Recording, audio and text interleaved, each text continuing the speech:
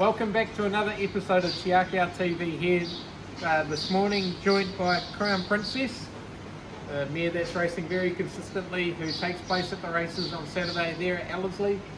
We had quite a successful weekend last weekend with 4 winners, including 3 at the Riccarton base, starting off with the 2-year-old stakes winner in Enchantment. Really good effort by Hunter and his team down there. She was a filly that struggled a bit in the North Island, was given a bit of time to mature. We set her for this race and Michael gave her a brilliant ride, and it was great to see the stable. Actually, Quinella, the race with Never Too Much, hitting the line strongly, who looks a really good chance to step up to the 1200 metres.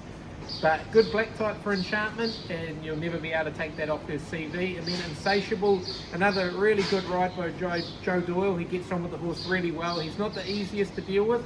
The team have him absolutely flying down the South Island. It was good that he got the late gap and really exploded. And then Opie give Cognoscenti an absolute peach in the last. Sat outside leader from what was a tough, sticky draw, and he was very dominant, and he deserves a good break, and he's a horse that could end up in some nice races in the spring in the South Island.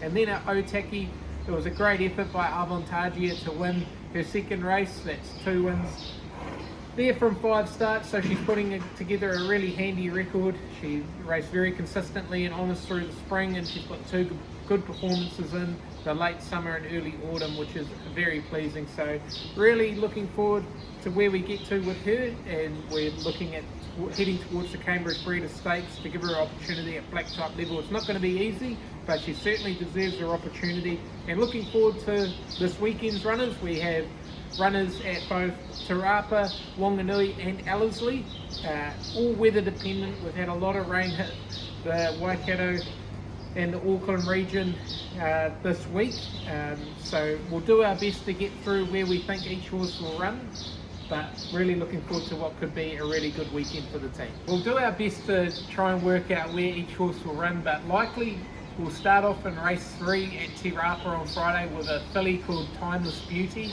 She's trialled up enormous, she handles the wet ground, she's drawn a nice low barrier. Craig rules on, plenty of positives to like about her. We're really confident she'll get through the heavy conditions, so as long as she does, she'll race a very genuine performance. And then Zafar, he's still a 50-50 chance on running there at Te Rapa on Friday. He's a colt that we really like.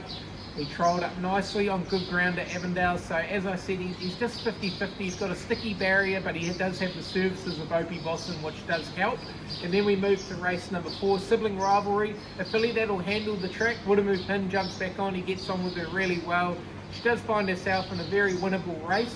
She's got a good record. Second up is ideal for her after that break. She ran really creditably there at Tauranga, first up on a track that really didn't suit her, but there'll be a good amount of cut in the track for her there on Friday at Te Rapa, so expect her to race very well. And then we move to race number 5, El Viento.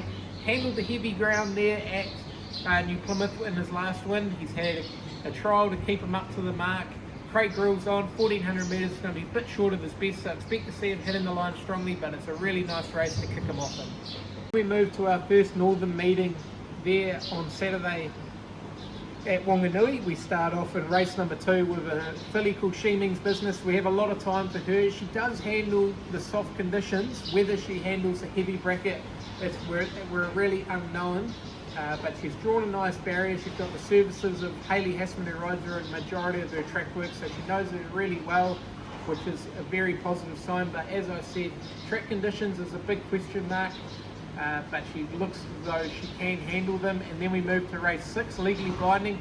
It probably is better on slightly better ground, but the field does look like it's dropping away. It does look well placed down there, and with Hayley Hassman's 2 kilos off, bringing him back to 59.5 kilos, he certainly does look like a very winnable race for him. But as I said, the heavy conditions is certainly a big question mark.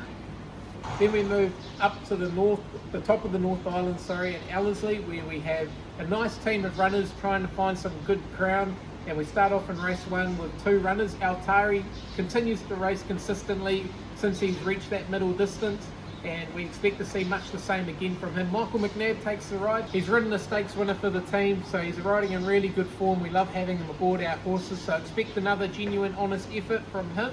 And then we have this girl who's just raced consistently all year, which is very pleasing. She's showing us no signs whatsoever of training off. and we're very happy with where she's at for a race there on Saturday at Ellerslie. Then we moved to race 2 with the impressive last start winner of Thumbelina. She was obviously very dominant there at Pukekohe without having any luck whatsoever. She's trained on the right way.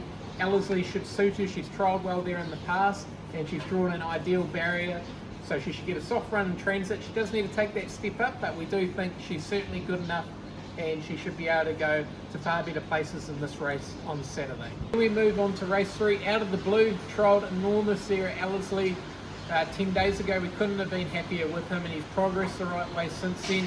We really are looking forward to seeing what he can do. He's drawn a bit sticky, but we feel our main dangers have drawn outside us, so we can keep a close eye on where they land. He's probably a horse that's better just ridden where he's happy, get him into a rhythm and relax, but he's very versatile. We'll just leave it up to Opie. We're very pleased to have him in the saddle.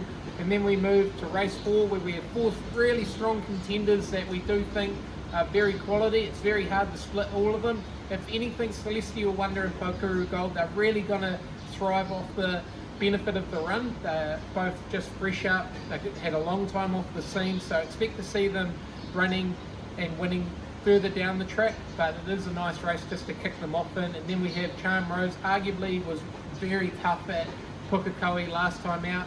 She had to do a stack of work. She kept up a strong gallop. It was good ride by Opie. Craig jumps back on her, who gets on with her really nicely. She will need luck from that draw, but we feel she's got the gate speed to get across. And then Egyptian Queen takes a step up.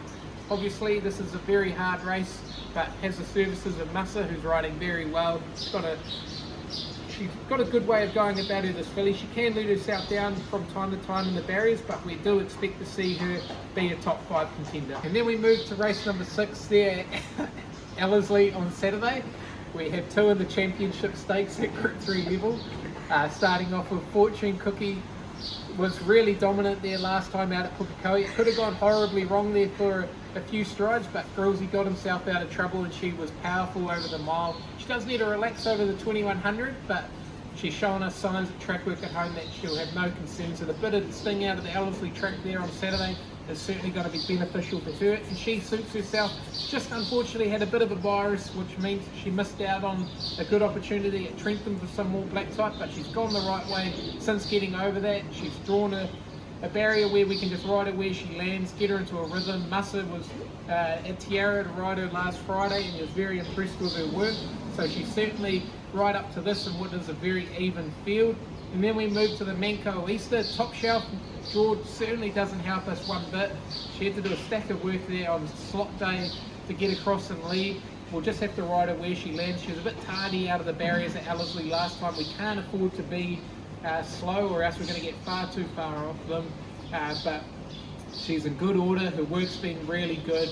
She's certainly a horse that we think will get to the heights of this level, and she will just get better and better as seasons go on. And then in the last Dream of the Moon, been ultra consistent right through the season, which has been very pleasing. She's knocking on the door for a win. We feel we've found the right race. Opie bossing on. Does have to carry the weight, but she's a big, powerful girl. She should have no problems whatsoever.